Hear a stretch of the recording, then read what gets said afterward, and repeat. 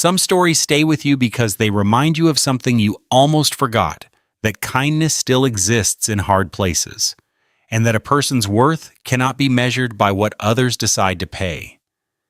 This is a tale from the old frontier, when the West was still being built by calloused hands and stubborn hearts.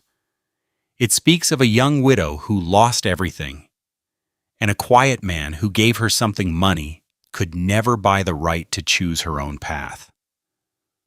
If you have ever felt overlooked or undervalued, perhaps you will find a friend in these pages. Stories like these were meant to be shared, the way our grandparents shared them around the fire. With folks who understand, the auctioneer's voice cracked across the square like a whip. Lot 14, female, 23 years, sound health, knows cooking, mending, field work. Grace Holloway stood on the wooden platform, wrists bound with hemp rope that had rubbed her skin raw overnight. The morning sun cut through the dust, and she could smell tobacco spit and horse manure rising from the crowd below. Eldon Marsh, her dead husband's brother, stood beside the auctioneer, counting his money before he had even made it. 200, called a thick voice from the front. Horace Pembrook, cattle buyer. His teeth showed yellow when he smiled up at her. Grace's legs trembled. She fixed her eyes on a spot above the crowd, where the general store sign swung in the wind. 250. Laughter rippled through the onlookers. Then boots. Heavy, deliberate. The crowd parted. A voice from the back, low and steady, 500. Cash. Silence dropped like a stone into water. Grace looked down. A tall man in a dust-covered hat stood at the platform's edge. He did not look at her body. He looked straight into her eyes, the first person all morning to do so. If this story found you today, I would be honored to know where you are reading from. Sometimes the best conversations start with a simple hello, so please, share a word if you feel inclined. As the old folks used to say, a story shared is a burden halved. The stranger walked to the auctioneer's table. He set a leather satchel down and opened it. Green bills. Stacks of them. Grace watched his hands count the money. Long fingers, scarred across the knuckles. Working hands. He did not hurry. Eldon snatched the stack before the counting finished. His tongue wet his lips as he rifled through the notes. "Sign here," the auctioneer said, sliding a paper forward. Labor contract. Transfers her services till the debt's cleared. The stranger signed. One word. She could not see what it said. "Reckon she's yours now," Eldon announced to the crowd. Loud enough for everyone to hear. "Do what you want with her." Grace's stomach turned to ice. She had expected this, had prepared for it through the sleepless night in the barn. Whatever came next, she would survive. She had survived before. The stranger tucked the contract into his coat. Then he turned not toward the street, not toward a wagon or a horse, but toward the platform. He climbed the 3 wooden steps. Grace stepped back. Her bound hands came up instinctively, though they could do nothing. He stopped 2 feet away, close enough that she could smell trail dust and leather and something else, coffee, maybe. His eyes were gray, tired, not cruel. He reached into his belt. A knife. Grace closed her eyes. The sound of hemp fibers splitting. Her wrists fell apart. She opened her eyes. The rope lay on the planks between them, curled like a dead snake. The red marks on her skin throbbed in the open air. The stranger folded his knife and put it away. "Long road ahead," he said. His voice was quiet, meant only for her. You want to come? Or you want to stay here? Grace stared at him. Her mouth opened, but no words came. He did not wait. He turned, walked down the steps, and headed toward a bay mare tied at the water trough. He did not look back. The crowd murmured. Someone laughed nervously. Horace Pembrook's face had gone the color of raw beef. Grace looked at her hands, free, shaking. She looked at the stranger's back, growing smaller. She looked at Eldon, already counting his money again, already forgetting she existed. Her feet moved before her mind decided, one step, then another. The stranger heard her boots on the dirt. He still did not turn around. The mare moved at a steady walk. Grace sat behind the stranger, her hands gripping the back of the saddle. She did not touch him. The town fell away behind them. First the buildings, then the fences, then the last scattered homesteads. The road narrowed to a trail, then to wheel ruts in the grass, then to nothing at all. They rode north. The sun climbed. Heat pressed down on Grace's shoulders, soaking through the faded calico. Sweat trickled between her shoulder blades. Her thighs burned where they pressed against the horse's sides she had not ridden since she was 12 years old, when her father still had horses. The stranger said nothing. Grace studied the back of his neck. Brown from sun. A scar below his left ear. Pale and old. His shoulders moved with the horse's rhythm, loose and easy. A man who had spent years in the saddle. She waited for him to speak, to explain, to make demands. He did not. The landscape opened into rolling hills, yellow grass bending in waves under the wind. No trees, no houses, no people. The sky stretched so wide it made her chest tight. Grace's lips cracked. Her tongue felt thick. She had not eaten since yesterday afternoon, a heel of bread Eldon's wife had thrown at her like scraps for a dog. The stranger pulled the mare to a stop beside a creek. Water ran clear over brown stones, catching light. He dismounted and led the horse to drink. Then he reached into his saddlebag and pulled out a tin canteen wrapped in canvas. He looked at her mouth, the split skin, the dried blood at the corner, and held the canteen out. Grace hesitated. "Take it," he said. "Long way still." She took the canteen. The water was warm but clean. She drank until her stomach cramped, then forced herself to stop. He pulled out a cloth bundle. Inside rounds of hardtack biscuit and strips of dried beef, dark as leather. "Eat." He set the bundle on a flat rock near the creek, then walked downstream, 20 feet away. He sat on a boulder with his back to her and pulled out his own food. Grace watched him. The space he gave her. The deliberate distance. She picked up a piece of hardtack. Her teeth barely dented it. She soaked it in creek water until it softened enough to chew.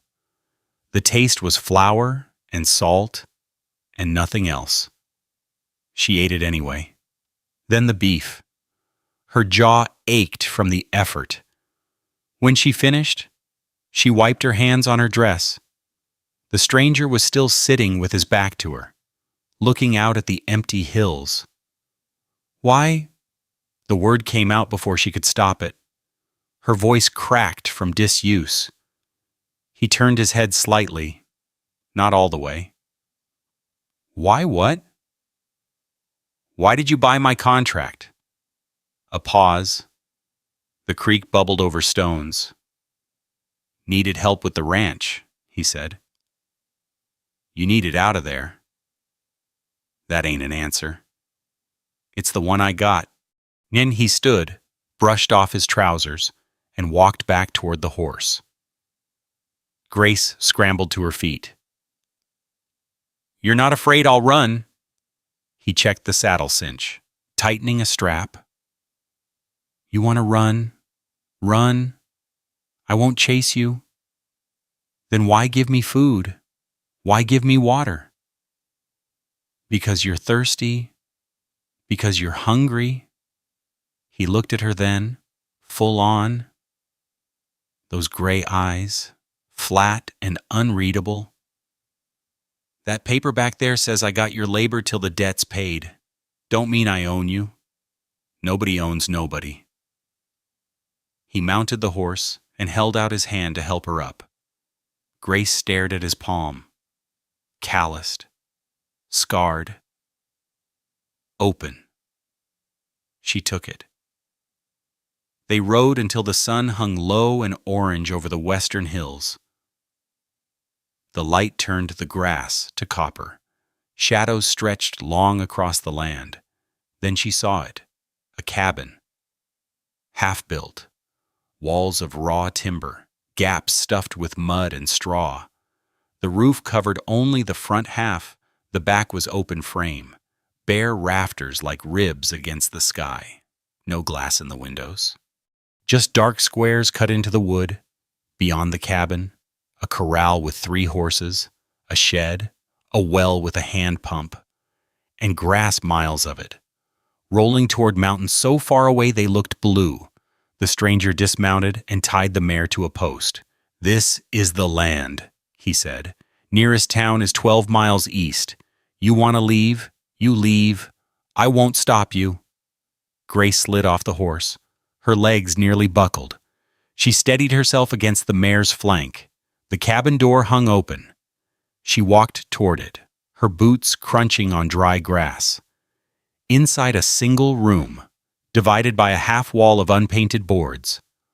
On one side, a straw mattress on a wooden frame, a coal oil lamp on an overturned crate, a cast iron stove, not yet connected to the chimney pipe that leaned against the wall.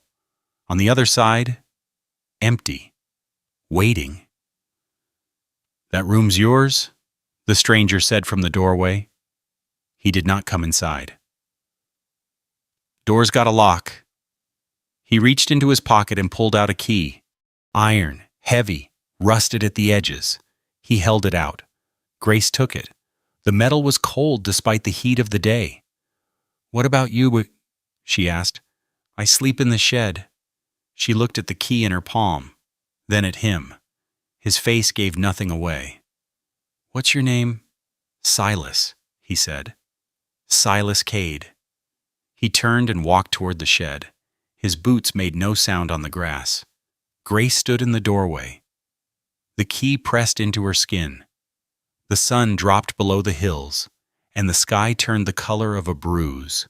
She looked at the lock on the door, then at the empty land stretching in every direction.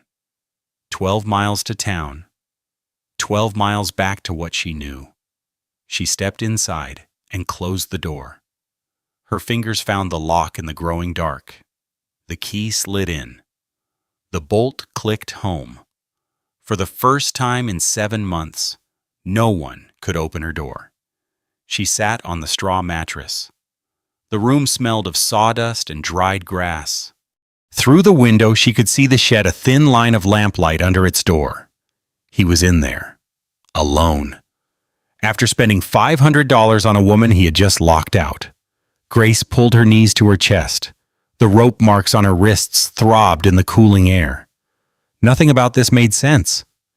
And that, more than anything, was what kept her awake until the stars wheeled overhead and the coyotes began to sing. Grace woke to silence. No boots on wooden floors. No fist pounding on a door. No voice shouting her name, followed by a list of chores that would take until nightfall. Just birdsong. Wind in the grass. The creak of timber settling. She lay on the straw mattress, staring at the rough-hewn rafters above her head. Gray light seeped through the window, no glass. Just a square of sky. Dawn. Maybe earlier. She waited. The footsteps would come. They always came. Someone would tell her when to rise, what to wear, where to go. Someone always did. Minutes passed. The light shifted from gray to pale gold. The bird song grew louder. No one came. Grace sat up slowly. Her body ached, thighs sore from the ride. Shoulders stiff from sleeping on straw after months on a dirt floor. She looked at the door. The lock she had turned last night, still bolted, still holding. The rope marks on her wrists had scabbed over in the night. She touched them gently. The skin was tight, tender. She unlocked the door and stepped into the main room. Empty. The cast-iron stove sat cold and unconnected. The chimney pipe leaned against the wall where she had seen it last night. Morning light fell through the open windows, catching dust motes in the air. She explored. Against one wall, a row of supplies, a flour barrel, half full, a wooden box of salt, 3 burlap sacks of dried beans. A tin of coffee. She opened it and smelled chicory, dark and bitter. A basket of eggs wrapped in cloth. A side of bacon hanging from a hook. On a shelf above the supplies, a book. Grace pulled it down. Leather cover, worn soft at the edges. A Bible. She opened to the first page, where families recorded births and deaths. One name was written there, in careful script, Martha Cade. Born 1851, married 1872, died 1880. Grace traced the letters with her finger. The ink had faded, but the indentations remained. Someone had pressed hard when writing this. She closed the Bible and put it back. Through the window, she could see the corral. The 3 horses stood in the morning sun, tails flicking at flies. Beyond them, she spotted movement. Silas. He stood 50 yards from the cabin, driving a post into the ground with a heavy maul. The sound reached her a half-second after the impact, a dull thud that carried across the open land. He swung again. Thud. Again. Thud. He did not look toward the cabin. Grace watched him for a long time. His shirt was already dark with sweat across the back. His movements were steady, mechanical, the rhythm of a man who had been doing this alone for years. She waited for him to come give her orders. He did not. The sun climbed higher. The cabin grew warm, then hot. Grace's stomach cramped with hunger. She found a tin cup and pumped water from the well outside, cold and clear. She drank, splashed her face, drank again. Still no orders. The silence pressed against her ears. It was too quiet, too empty. In the Marsh house, there had always been noise, shouting, doors slamming, the constant list of failures recited like a prayer. You burned the bread. You wasted water. You looked at me wrong. Here, nothing. Grace walked outside. The sun hit her face. She shaded her eyes and looked toward where Silas was working. He had moved on to the next post hole, digging now with a long-handled spade. Dirt flew in steady arcs over his shoulder. She walked toward him. The grass whispered against her skirt. Her boots left prints in the soft earth. He heard her coming. His shoulders shifted slightly, but he did not stop digging. She stopped 10 feet away. What should I do? Her voice sounded strange out here, thin, swallowed by the open sky. Silas drove the spade into the dirt and leaned on the handle. Sweat dripped from his jaw. His gray eyes met hers. then slid away toward the horizon. "Whatever you want." Grace stood there. The words did not make sense. They were sounds without meaning, like a language she had never learned. "I don't understand." "Nothing to understand?" He pulled the spade free and scooped out another load of dirt. "You want to help? Help. You want to sit? Sit. You want to walk to town? Walk. Makes no difference to me." "Then why did you bring me here?" He stopped digging, looked at her again. His face was unreadable, not angry, not kind, just still. "Told you already, Dunn. Needed help with the ranch. You needed out of there." He shrugged. "Reckon that's the whole of it." He went back to digging. Grace stood in the sun, watching dirt fly. Her hands hung useless at her sides. For 7 months.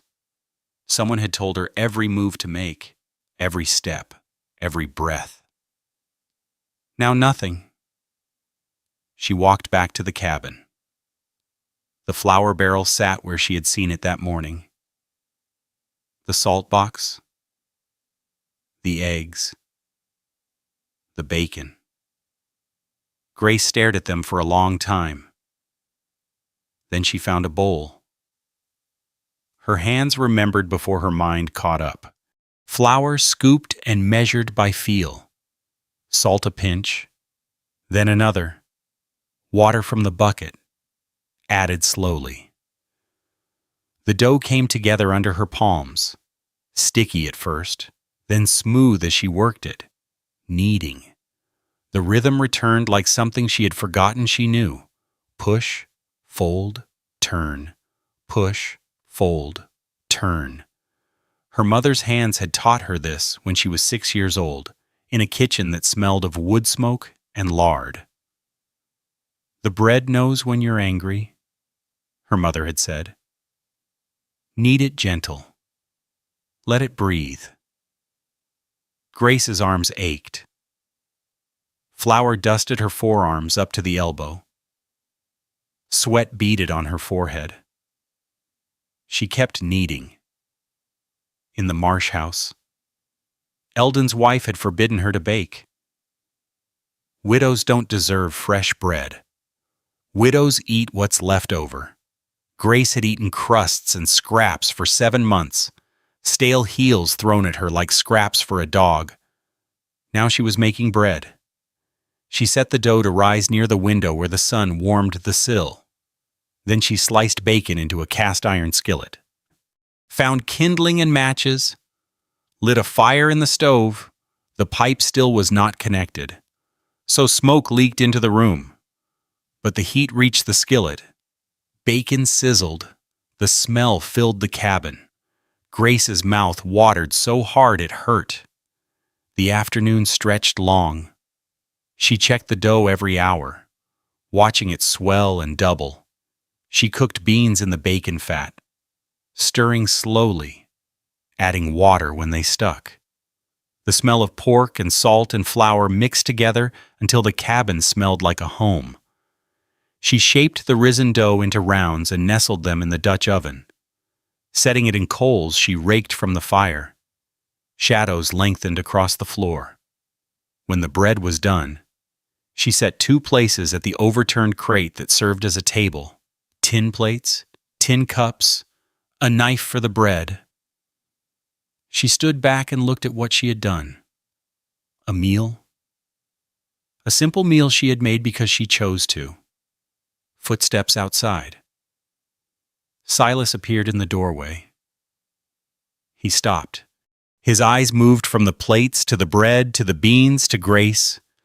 Something shifted in his face. The hard lines around his eyes eased. Just for a moment.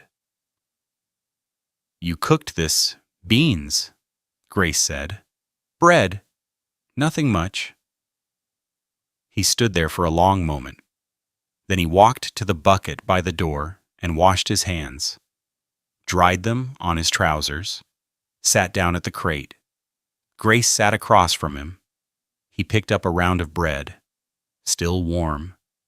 Steam rose when he broke it open. He ate in silence. Slow, deliberate bites. His eyes stayed on the food. When the bread was gone, he spoke. Been a mighty long time since I had fresh bread. Grace did not answer.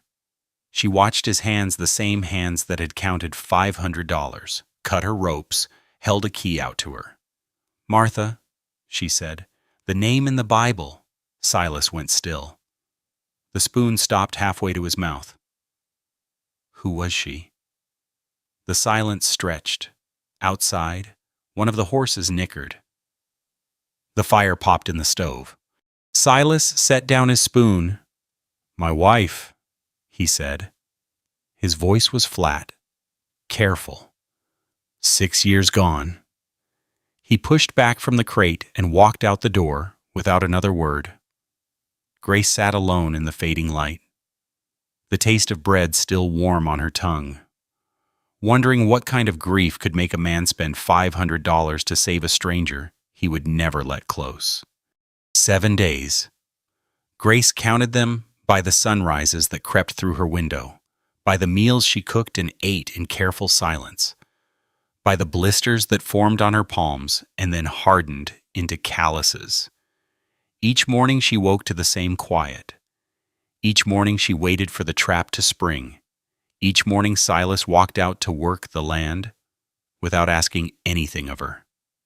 On the 4th day, she started helping without being asked. Small things at first, pumping water for the horses, hanging laundry on the line she strung between 2 posts, sweeping the cabin floor with a broom made of bundled sage. Silas noticed. He said nothing. On the 5th day, he brought her to the north pasture and crouched beside a patch of soft mud. See that? He pointed at an impression in the dirt. Deer, 2 does, maybe a fawn. Came through last night. Grace looked. She saw mud. Silas traced the edge of the print with his finger. Here's the hoof. Here's where it pushed off. They were moving east, toward the creek. Why does it matter? Deer means the land is good, means water's clean, grass is growing right. He stood, brushing dirt from his knees. Also means you can eat if you need to. He walked on. Grace followed, studying the ground. Over the next 2 days, he showed her more. Coyote tracks smaller than she expected. The claw marks distinct. Rabbit runs through the grass. The places where rattlesnakes like to sun themselves on flat rocks. She realized what he was doing on the 6th night, lying in her room with the door locked out of habit, now rather than fear. He was teaching her to survive. Alone. Without him. On the 7th day, Grace stood at the wash basin outside the cabin, scrubbing a tin plate with sand and water. The afternoon sun warmed her shoulders. A meadowlark called from somewhere in the grass. She was humming. The realization stopped her mid-note. Her hands froze in the water. When had she started humming? She could not remember the last time music had come from her throat unbidden. Not since before Thomas died. Not since before the Marsh family took her in and took everything else away. She set down the plate and pressed her wet hands to her face. The meadowlark called again. The grass rustled in the wind. Grace picked up the plate and kept scrubbing. But she did not hum again. Movement caught the edge of her vision. She looked up, west, toward the ridge that overlooked the valley. 3 shapes against the sky. Riders. Grace's heart slammed against her ribs. Her hands dropped the plate into the basin with a splash. Water soaked the front of her dress, but she did not notice. Eldon. The word screamed through her mind. Eldon had found her. Eldon had come to take her back. The contract meant nothing. The sale meant nothing. He would drag her onto a horse and Grace, Silas stood 10 feet behind her. She had not heard him approach. His voice was low, steady, his eyes fixed on the ridge. "Get inside." She could not move. Her legs had turned to stone. "Grace," sharper now. "Inside. Now." She stumbled toward the cabin door. Her foot caught on the threshold. She grabbed the frame to steady herself and looked back. Silas stood in the open, facing the ridge. His right hand rested on his hip, near the holster she had seen him wear but never touch. His jaw was tight. The tendons in his neck stood out like cords. The 3 riders did not move. They sat their horses on the crest of the ridge, silhouettes against the afternoon sky. Hats shadowing their faces. Perfect stillness. They did not wave, did not call out, did not approach. They just watched. Minutes passed. The sun inched lower. The shadows of the horses stretched long across the golden grass. Then, without a signal, Grace could see. The 3 riders turned their mounts and disappeared over the ridge. Silas stood motionless for a long moment. Then his hand dropped from his hip. His shoulders loosened. He walked toward the cabin, his boots heavy on the packed earth. Grace's legs gave out. She sat down hard on the cabin floor, her back against the wall, her breath coming in sharp gasps. "It ain't Eldon." Silas stepped past her into the cabin. He pulled down the Winchester rifle from above the door and checked something Grace could not see. Then he put it back. "Who are they?" "Trouble." "What kind of trouble?" He looked at her. His gray eyes held something she had not seen before. Not fear, something closer to weariness. The kind that don't go away if you close your eyes. He did not explain further.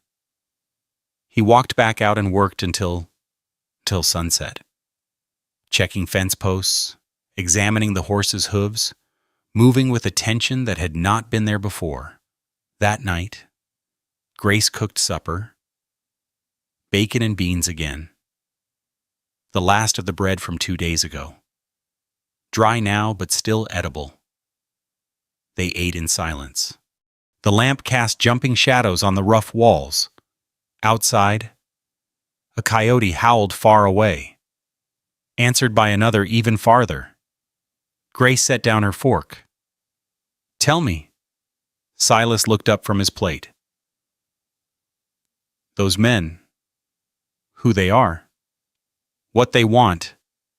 He chewed slowly, swallowed, set down his own fork. Pembrook Land Company.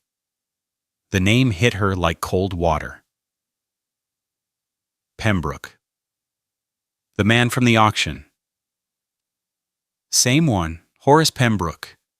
He don't just buy cattle. He buys land. Whole valleys if he can get them. This valley.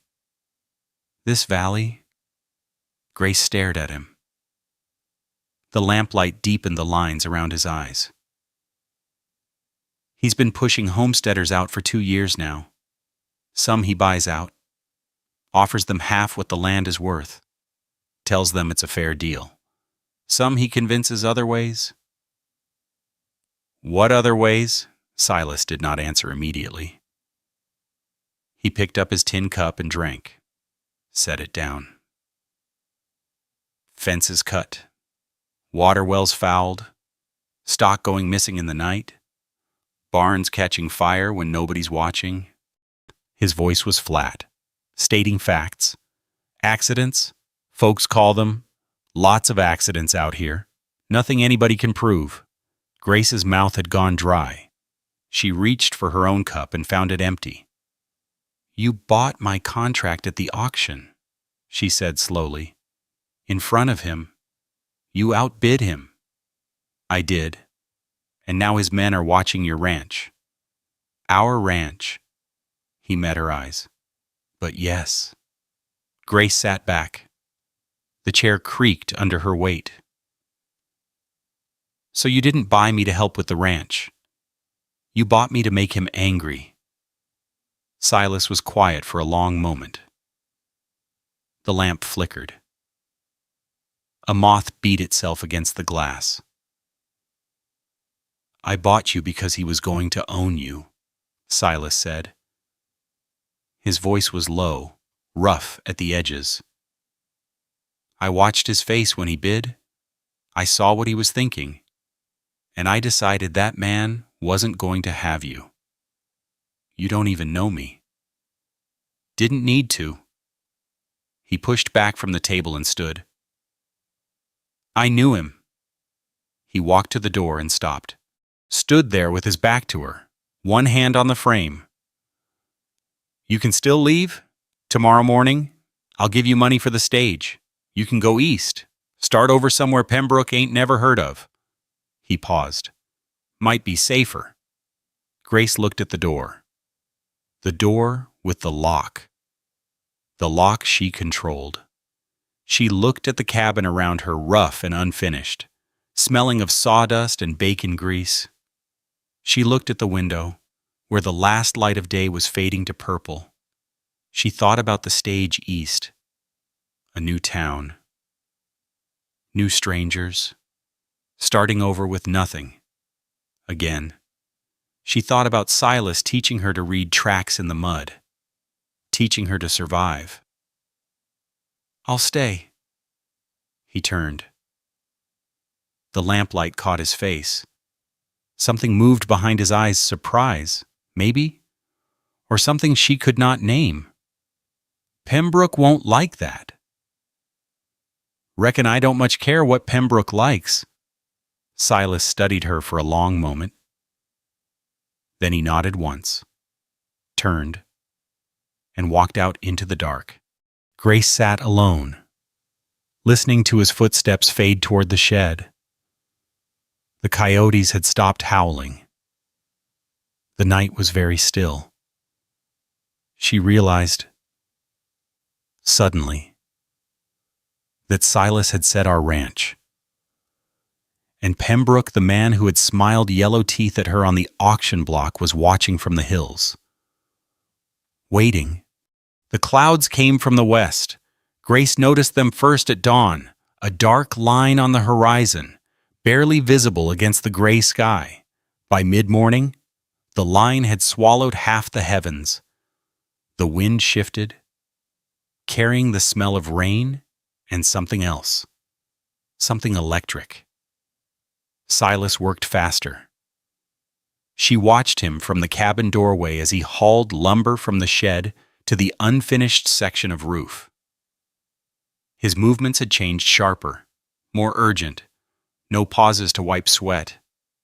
No breaks to drink water. The wind gusted hard.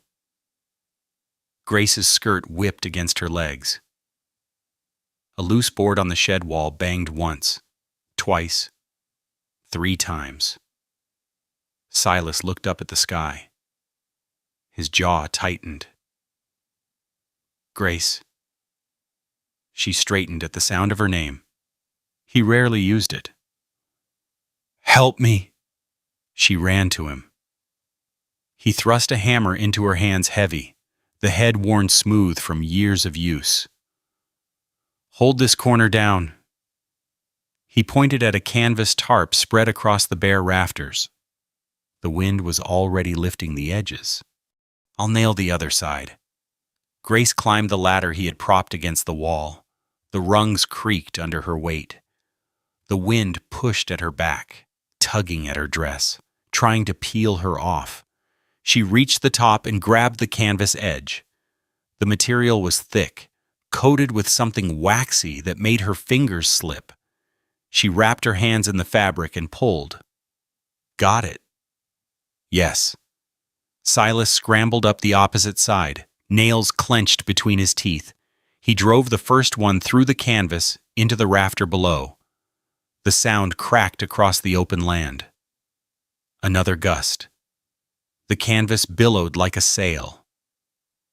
Grace's arms burned as she fought to hold it down. "Harder," Silas shouted. "I'm trying." Lightning split the sky to the west. The flash was blinding white and sharp, burning an image into Grace's eyes. The thunder came 2 seconds later, a rolling boom that shook the ladder beneath her feet. Then the rain.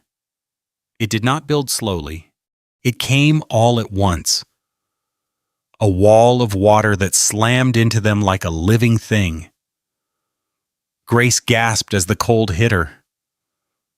Her dress soaked through in seconds. Water ran into her eyes, her mouth, down her neck. She could not see Silas. She could barely see her own hands. "Pull it tight." His voice came from somewhere in the gray curtain. She pulled. Her boots slipped on the wet rung. She caught herself, heart hammering. A ripping sound. The canvas tore free from her grip. The wind caught it, lifted it, sent it sailing into the dark sky like a great wounded bird. Grace watched it disappear over the ridge. Water poured through the open roof. She climbed down the ladder, nearly falling twice. The ground had turned to mud. She splashed toward the cabin door. Rain hammering her shoulders, her head, her back. Inside was chaos. Water streamed through the gaps in the unfinished roof, soaking everything beneath. The straw mattress, the wool blankets, the flour barrel. Grace lunged for it, tipping it onto its side and rolling it toward the finished half of the cabin where the roof still held. Silas came through the door, dripping, breathing hard. "The Bible!" Grace shouted over the roar. He grabbed it from the shelf just as water began pooling beneath. He tucked it inside his shirt. They worked without speaking, moving sacks of beans, dragging the bedding toward the dry corner, salvaging what they could. Lightning flashed again, so close the thunder was instant, a crack that rattled Grace's teeth. The cabin walls shuddered. Then there was nothing more to save. Grace stood in the dry corner, pressed against the wall. Water dripped from her hair, her dress, her fingertips. Her breath came in short gasps. Across from her, Silas leaned against the opposite wall, chest heaving. The rain drummed on the finished roof above them, poured through the open section. A river ran across the cabin floor and out the door. Grace looked at the disaster. The ruined mattress, the soaked blankets. The careful order of the cabin turned to wreckage in minutes. A sound escaped her throat. It took her a moment to realize she was laughing. Not a gentle laugh, not a polite laugh. Something raw and uncontrollable, rising from her chest like a thing with its own will. Her shoulders shook. Tears mixed with the rain on her face. Silas stared at her. Then his mouth twitched. The corner lifted. A sound came from him too rough, rusty, like a door that had not been opened in years. He was laughing. They stood there in the dry corner of a flooded cabin, soaked to the bone, watching water destroy weeks of work. And they laughed until their stomachs hurt. The storm passed. The rain slowed to a drizzle, then stopped. The clouds broke apart, revealing patches of evening sky purple and orange, impossibly bright after the gray. Grace wrung water from her hair. Her teeth chattered. The wool blankets were useless, heavy, and soaked, smelling of wet sheep. But the coal oil lamp had survived. Protected on its high shelf, Silas lit it. The flame caught, flickered, steadied. Warm light filled the dry corner of the cabin. Grace sat down on the floor, her back against the wall. Her legs could not hold her anymore. Silas sat across from her. The lamp sat between them. For a long time, neither spoke. The only sounds were water dripping from the rafters and the distant rumble of thunder moving east. Grace watched the flame. Her hands had stopped shaking. The cold had settled into her bones, but it did not matter. She was alive. The cabin was half ruined, and somehow, none of it felt like defeat. Martha, she said the name quietly, not a question, just the word. Silas went still, his eyes fixed on the lamp. Grace waited. The silence stretched. A minute. 2. She thought he would not answer. She thought he would stand up and walk away, the way he had done before. But he did not move. My wife. His voice came out rough, lower than usual. 6 years now. You said she died. Fever? He stopped, swallowed, started again. Summer of '80, I was up north, pushing a herd to the rail station. He paused. His hands lay flat on his thighs. They did not move. Good money. 3 months' work. Another pause. Longer this time. Letter caught up with me in Dodge City. His voice cracked. He cleared his throat. She'd been sick. 2 weeks. They said. He looked at the flame, not at Grace. Dead 3 days before I even knew she was coughing. Grace did not speak. She did not know what to say. So she said nothing. Rode back fast as I could. His words came in fragments now. Broken pieces. Killed 2 horses doing it. Didn't matter. She was already in the ground. Little cross on the hill. Her name and the dates. He stopped, Bigisson. His jaw worked. That's all that was left. The lamp flickered between them. Outside, one of the horses nickered softly. I wasn't there. The words came harder now, dragged up from somewhere deep. I was chasing money that didn't matter. Buying cattle that didn't matter. Building something that meant nothing without her in it. He looked up then. Met Grace's eyes. In the lamplight, his face was stripped bare. No walls. No distance. Just a man carrying a weight too heavy for one set of shoulders. 5 years I've been out here alone, building this place like she's going to walk through the door any day. His voice dropped to almost nothing. Every morning I wake up and remember she ain't coming. Grace's chest ached. Not for herself, for him. Why did you tell me? He was quiet for a long moment. The lamp flickered between them. Because you asked? 3 words. Simple. But Grace understood what lay beneath them.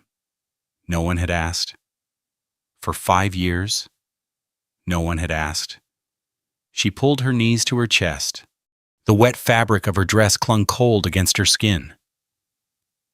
My husband's name was Thomas. The words came slowly, dragged up from a place she had locked away. He died in a logging accident. Tree fell wrong. They brought him home in pieces. Silas did not flinch, did not look away. His family blamed me, said I was bad luck, said a proper wife would have kept him safe somehow. She laughed, but there was no humor in it. They took everything, the house, the savings. Then they took me. The auction. The auction. They sat in the glow of the single lamp, two people who had lost everything, letting the silence hold what words could not. Grace did not know how long they sat there. The lamp burned lower. The cabin grew darker. Finally, Silas stood. His knees popped. He was not a young man anymore. I'll sleep in the shed. Tomorrow we fix what we can. He walked toward the door. Stopped. Grace? She looked up. You ain't bad luck. He stepped out into the dripping night. Grace sat alone, the lamp flame guttering, her wet clothes growing colder. She thought about Thomas, about Martha, about two people buried in different ground, leaving two people broken in different ways. She thought about the roof that would need rebuilding, the blankets that would need drying, the work that would start again at dawn. And she thought about the way Silas had said her name, like it mattered. Outside, somewhere in the darkness, a horse screamed. Grace ran. The mud sucked at her boots, trying to pull them off with each step. The night was black, no moon, no stars, just clouds pressing down like a lid on a pot. She could not see the corral. She could only hear the screaming. Another horse shrieked, then hoofbeats, fast and fading. Heading west. She reached the corral fence and grabbed the top rail. Her eyes adjusted slowly. Shapes emerged from the darkness. The gate hung open. The rails on the far side lay broken on the ground. The corral was empty. Silas appeared beside her, breathing hard. He vaulted the fence and ran to the center of the enclosure, turned in a slow circle. His boots squelched in the mud the storm had left behind. No. The word was quiet. Disbelief. No. No. No. Grace climbed through the rails. Her feet sank ankle-deep in muck. The smell of churned earth and horse manure filled her nose. Silas dropped to his knees. His hands pressed flat against the mud. His head hung between his shoulders. In the darkness, Grace could see his back heaving. 5 years, his voice cracked. 5 years I've been building this. Every fence post, every board, every nail. He slammed his fist into the mud. It splattered across his shirt, his face. I had nothing when I came here. Nothing but a dead wife and a piece of paper saying this land was mine. Built it from nothing, from dirt. Another slam. The mud sprayed higher. And they took it. One night, while I slept, they took everything. Grace stood frozen. She had never seen him like this. Never seen the walls come down so completely. The man who had faced down a crowd at an auction, who had cut her ropes without flinching, who had spoken of his dead wife with his voice steady, that man was gone. This man was broken. Silas's shoulders shook. He did not sob. The sounds that came from him were worse, raw, animal sounds of grief too deep for tears. He fell forward. His palms slipped in the mud. His arms gave out. He lay face down in the filth of his own corral, his body convulsing with each ragged breath. Grace's feet moved before she decided. She knelt beside him. The mud soaked through her dress, instantly cold, thick, smelling of rain and manure. She did not care. Her hand found his shoulder. He flinched at the touch. "Don't." His voice was muffled against the ground. "Don't look at me." Grace did not move her hand. "Silas?" "I said don't look at me." He twisted away from her touch, rolling onto his side. Mud caked half his face. His eyes were red, wild. "I can't even protect my own horses. My own land. I couldn't protect Martha. I can't protect anything." He sat up suddenly, grabbing fistfuls of mud and hurling them into the darkness. $500 I spent on you. 500. That was the horse money. That was the seed money for next year. That was everything I had saved. The words hit Grace like stones. I spent everything to buy a woman I don't know. And for what? For Pembrook to take my horses anyway. For him to laugh at me from that ridge while I grub in the dirt, like an animal. He was shouting now. The cords in his neck stood out. Mud dripped from his chin. "I'm a fool. A fool." She was right. Martha was right. I chase things that don't matter, and I lose everything that does. He collapsed back into the mud, lay there staring at the black sky. Grace's hands trembled. Her chest ached. The words he had thrown at her, "a woman I don't know," lodged in her ribs like broken glass. But she did not leave.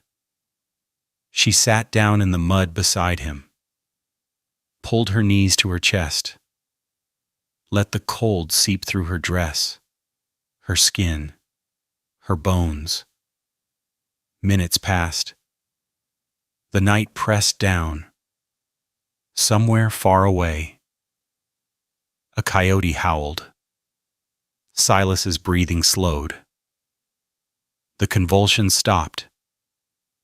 He lay still, staring upward, his face a mask of mud and exhaustion.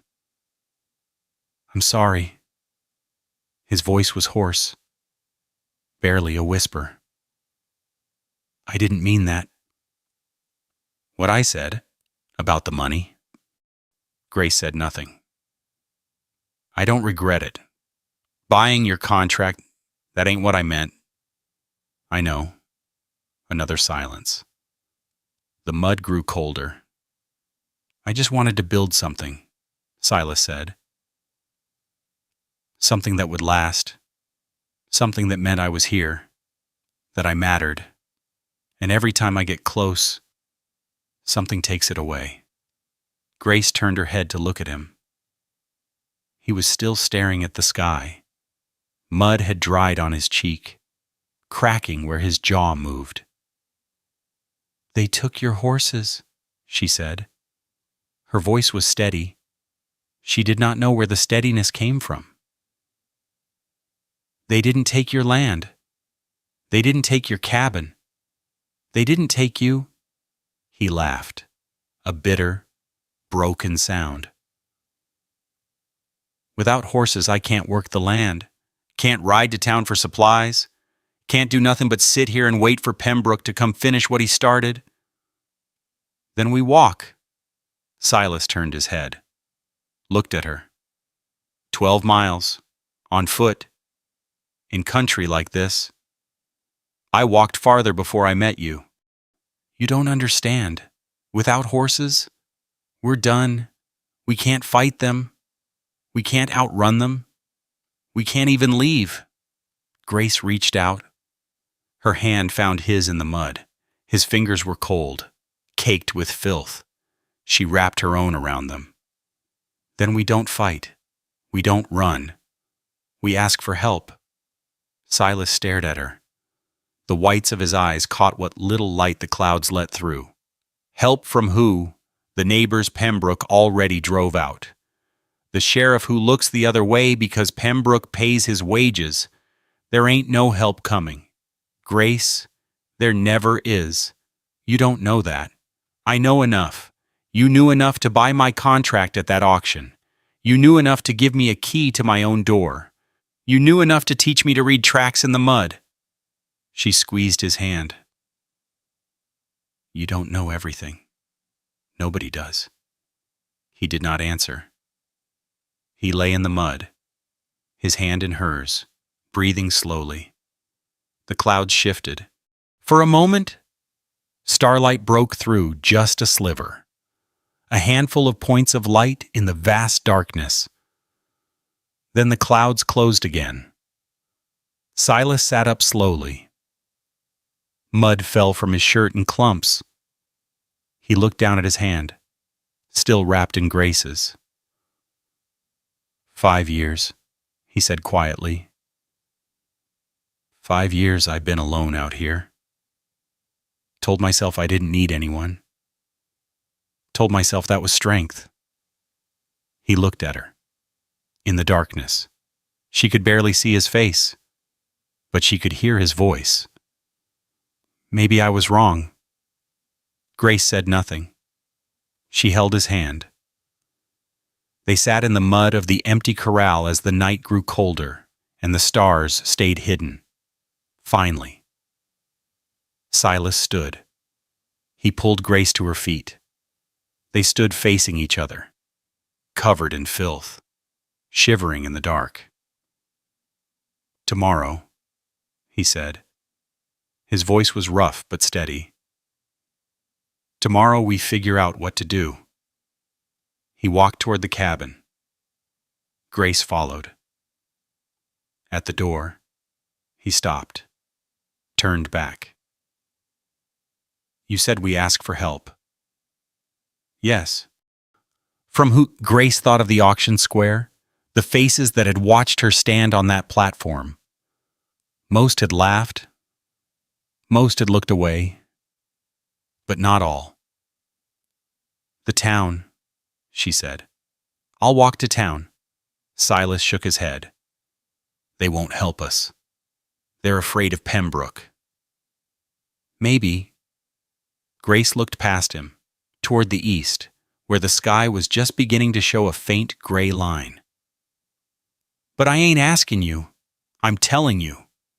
She walked past him into the cabin. Silas stood in the doorway, watching her go. The gray light caught his face mud-streaked, exhausted, hollowed out. But somewhere beneath the exhaustion, something else. He closed the door. In the darkness of the cabin, Grace began to plan. 12 miles. On foot. Through country that belonged to Horace Pembrook. And the only thing she had to offer was a story about a man who had spent everything he had to set a stranger free. Grace left before dawn. She wrapped her feet in strips of cloth torn from an old shirt her boots had soaked through in the storm, and would blister her raw within the first mile. The cloth was thin but dry. Silas stood in the doorway of the shed, watching her. "Trust me," she said. "One time." He did not answer. But he did not try to stop her. She walked east. The land stretched flat and endless, brown grass bending in waves under a wind that cut through her thin dress. The sky was pale gray, the sun a white blur behind clouds. Her shadow stretched long ahead of her, then shortened, then stretched behind. She counted her steps to pass the time. 100, 500, 1,000. At 2,000, her feet began to throb. The months at the Marsh house had taken more than she realized. Her legs trembled after the first hour. Her breath came short. She had to stop, hands on her knees, waiting for the spots to clear from her vision. She kept walking. At 5,000 steps, the cloth had worn through. She stopped, unwrapped what remained, tore new strips from the hem of her dress, rewrapped, She kept walking. The sun climbed higher. The wind died. Heat pressed down on her shoulders. Sweat soaked her collar, her back, the fabric under her arms. No water. She had not thought to bring water. Her tongue stuck to the roof of her mouth. Her lips cracked. She licked them and tasted blood.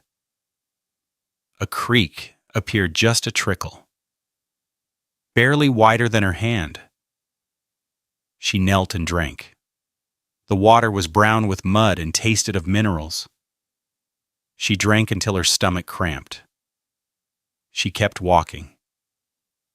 The town appeared on the horizon past midday. A smudge of buildings, a church steeple. The water tower she remembered from her arrival. Could it have been only 3 weeks ago? Her legs shook. Her feet had gone numb hours before. The cloth wrappings were stained dark with blood. She entered the town from the east, past the livery stable, past the blacksmith, past the row of houses with their neat fences and their closed doors. People watched from windows. No one came outside. Grace walked to the center of town, to the square, to the platform where she had stood, with her wrists bound. She stopped. The wood was pale in the afternoon sun. Weathered. Ordinary. Just a platform? Just planks nailed together?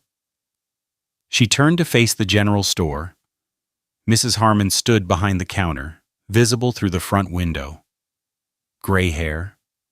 Sharp eyes. The woman who had watched the auction without speaking. Who had looked away when Eldon read the contract. Grace walked up the steps and pushed open the door. The bell jingled. The smell hit her pickles and flour and coffee and leather. The smell of civilization. Of normal life. Mrs. Harmon looked up. Her face changed when she recognized Grace. You. Me.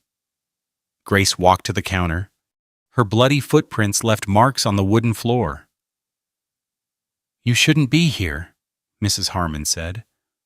Her voice was low, urgent. Pembrook's men are in town. If they see you, let them see me. The words came out steady. Grace did not know where the steadiness came from. Her legs could barely hold her. Her throat burned for water. But her voice did not shake. I ain't here for myself. Mrs. Harmon's eyes narrowed.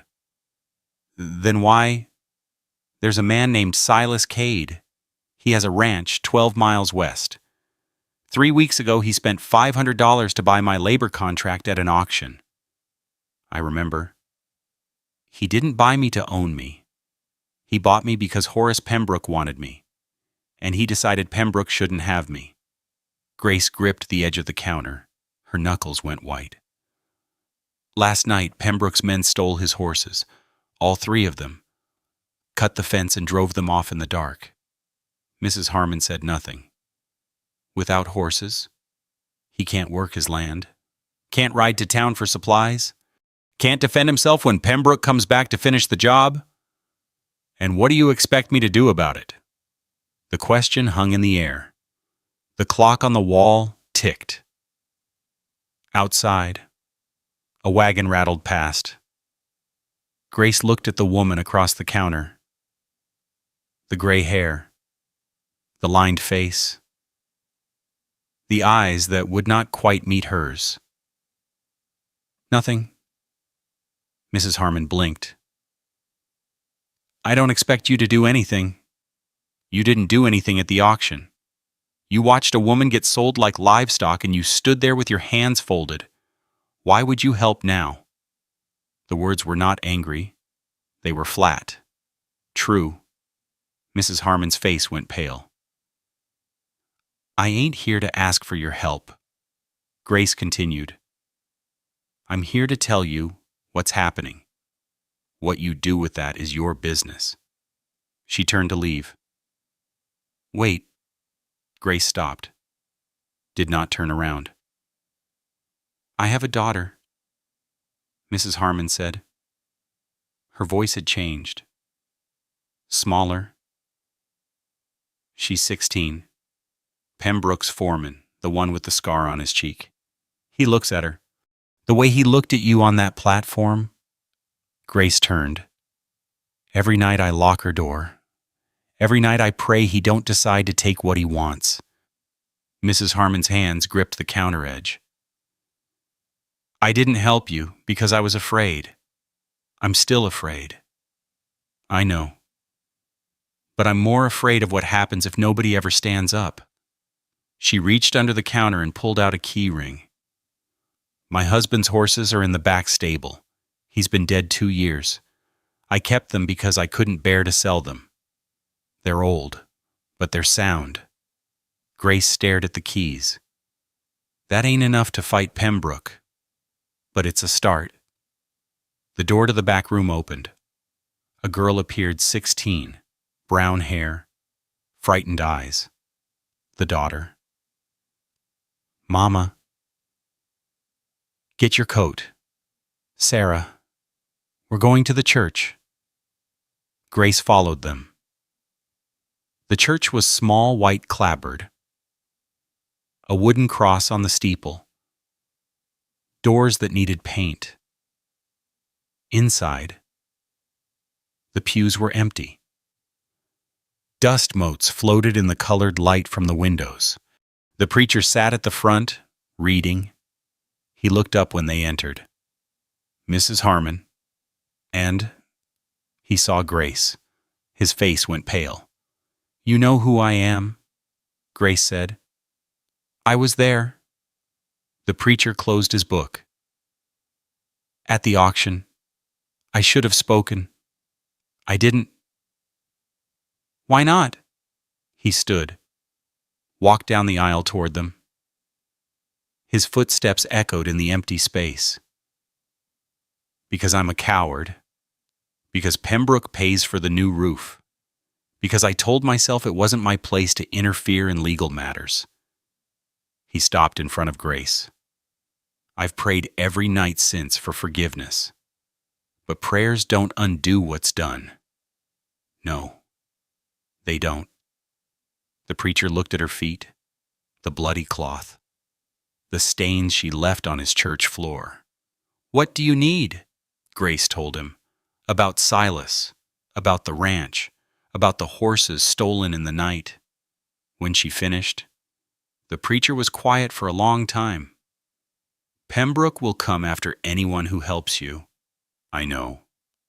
He'll burn barns, foul wells, maybe worse. I know. The preacher looked at Mrs. Harmon, at her daughter, at the window where the colored light fell. I have a congregation of 43 souls, most of them been pushed around by Pembrook for years, lost land, lost stock, lost sleep. He walked to the church door and opened it. Let's see how many of them are tired of being afraid. Not everyone said yes. The banker refused. Said he couldn't risk his position. The hotel owner shook his head and closed his door. 3 farmers listened, then walked away without a word.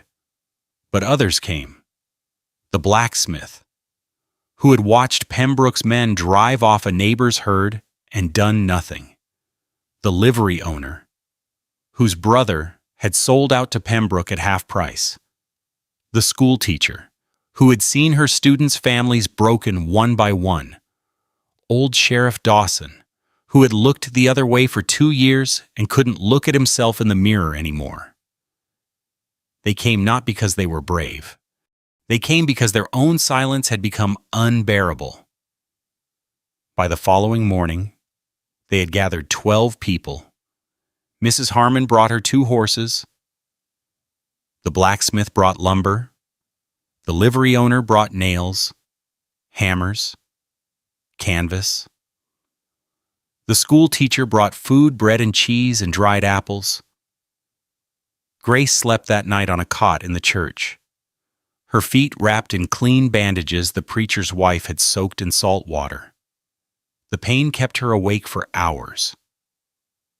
But when she finally slept, she did not dream. They started walking at first light. 12 people, 2 horses, 3 wagons loaded with supplies. Grace rode one of Mrs. Harmon's horses, her feet too damaged to walk. The others took turns in the wagons or walked alongside. No one spoke much. The fear was still there, but something else had joined it. They reached the ranch at noon. Silas stood in front of the cabin, watching them come. His face was unreadable. His hand rested near his hip, though he wore no gun. Grace dismounted. Her feet screamed when they touched the ground, but she stayed upright. "I told you to trust me." Silas looked at the people behind her, the wagons, the lumber, the faces of strangers who had no reason to help. Who are they? Folks who couldn't live with themselves anymore. The blacksmith stepped forward. He was a big man, arms thick as fence posts. "Where do you need the roof fixed?" Silas stared at him, then at Grace, then at the crowd of people who had appeared from nowhere, carrying hammers and nails and hope. He pointed at the cabin. They worked until dark. Then they lit lanterns and worked more. By the following dawn, the roof was finished. Grace stood on the porch, watching the last shingles go on. Her feet were bandaged in clean cloth. The preacher had prayed over them, though she was not sure it helped. Mrs. Harmon appeared beside her. "Pembrook won't let this stand. You know that." "I know.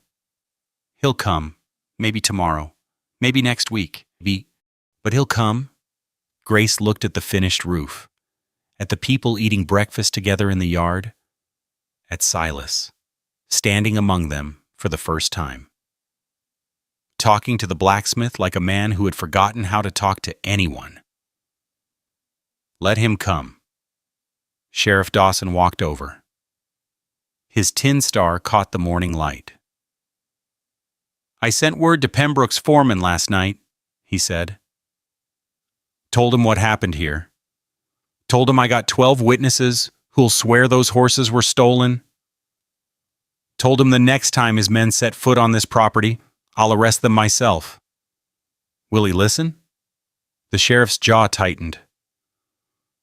"Reckon we'll find out." A rider appeared on the ridge to the west, then another, then a third. Pembrook's men. They sat their horses in a line, watching. The same silhouettes as before. But this time, there were 12 people standing in the yard. A sheriff with his hand on his holster. And none of them looked away. The 3 riders sat motionless for a long moment.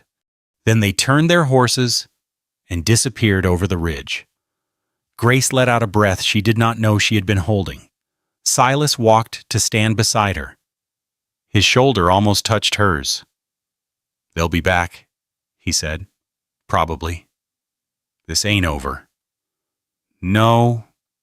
Grace looked at the people around them, strangers who had become something else overnight. "But we ain't alone anymore." Silas was quiet for a long moment. Then he reached into his pocket and pulled something out. Small, gold, glinting in the morning sun. A ring. Grace's breath caught. "This was my mother's," he said. His voice was rough.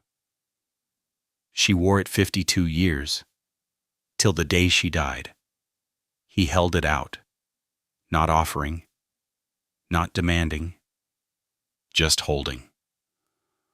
"I reckon we should talk," he said. "When this is done, if you want to." Grace looked at the ring, at his hand, at his face weathered, tired, but no longer closed. She did not answer. Not yet. But she did not look away. 3 weeks passed. The roof held through 2 more rainstorms. The fence posts stood straight. The corral filled again, not with the original horses, but with gifts from the neighbors who had come to help. The livery owner brought a gray gelding, old but steady. The blacksmith brought a chestnut mare he said his children had outgrown. Ms. Harmon insisted Grace keep one of her husband's horses. The community came and went. Some stayed for a meal. Some just waved from the ridge as they passed. But they came, and Pembrook's men did not. Sheriff Dawson rode out twice to check on them. The second time, he brought news Pembrook had pulled his foreman and the worst of his men off the land company payroll, sent them packing to Wyoming or Colorado or wherever men like that went when their welcome ran out. "Don't mean he's given up," the sheriff said. "Just means he's waiting, seeing how things settle." "Let him wait," Silas said.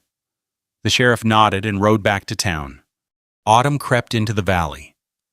The grass turned from gold to brown. The aspen trees on the distant slopes blazed yellow against the blue sky. The air sharpened. Mornings came cold now. Frost on the windows, breath visible in the early light. Grace woke to the smell of coffee. She lay in her room, the room with the lock she had not turned in weeks. The door stood open.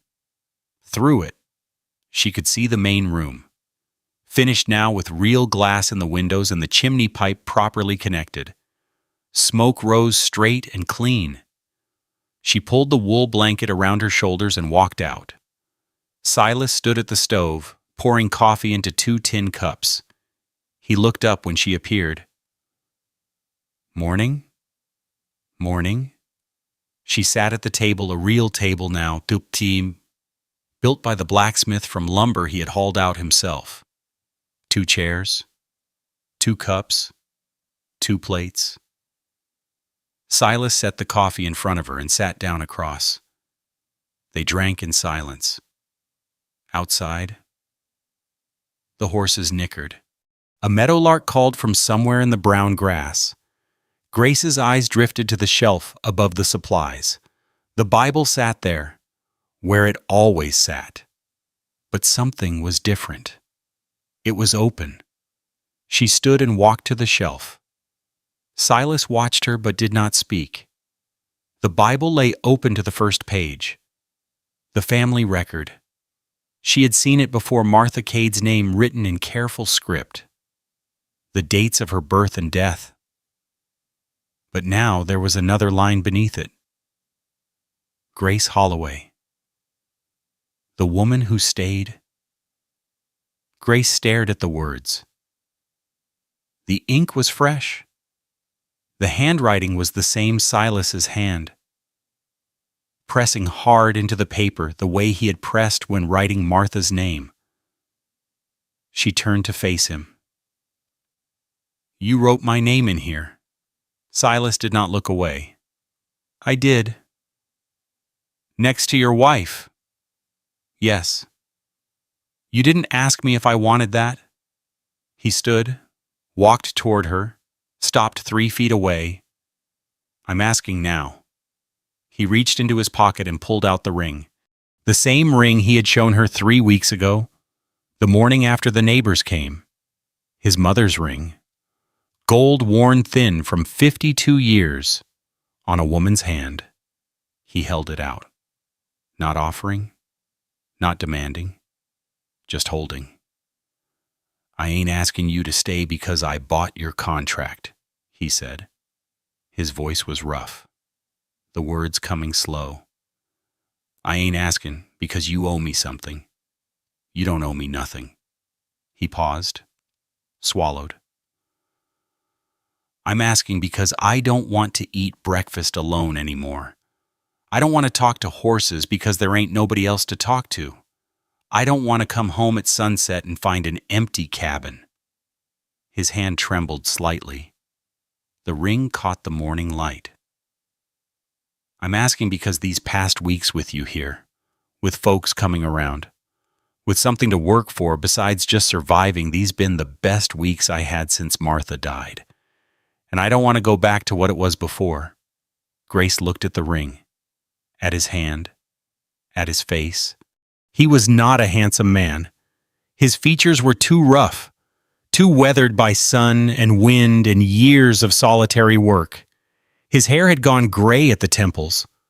Lines cut deep around his eyes and mouth, but his eyes were steady, and his hand, though it trembled, did not withdraw. Silas? You don't have to answer now. You don't have to answer at all. I just had to ask. Because if I didn't ask, I'd regret it every day I got left. Grace took a step toward him. Can you cook? He blinked. What? I asked if you can cook. Because if I get sick, who's going to make supper? Silas stared at her. His mouth opened, closed, opened again. I can cook beans. Just beans? And coffee. That ain't much. I know. Grace reached out and took the ring from his palm. The gold was warm from his hand. She turned it over, feeling the thin band, the years of wear that had shaped it to another woman's finger. Your mama wore this 52 years. Till the day she died. And you kept it all this time. I did. Grace looked at him, at the cabin around them, at the window where morning light fell warm across the wooden floor, at the table with 2 chairs and 2 cups and 2 plates. She slid the ring onto her finger. It was loose, too big for her hand. She would need to wrap thread around it to keep it from slipping off. But it was on. Silas stood very still, his eyes fixed on the ring on her hand. Grace, reckon you'll have to teach me about horses, she said. And I'll have to teach you about cooking something besides beans. Grace. And we'll need to tell the preacher, when he comes out next, if he's willing to. Silas crossed the distance between them.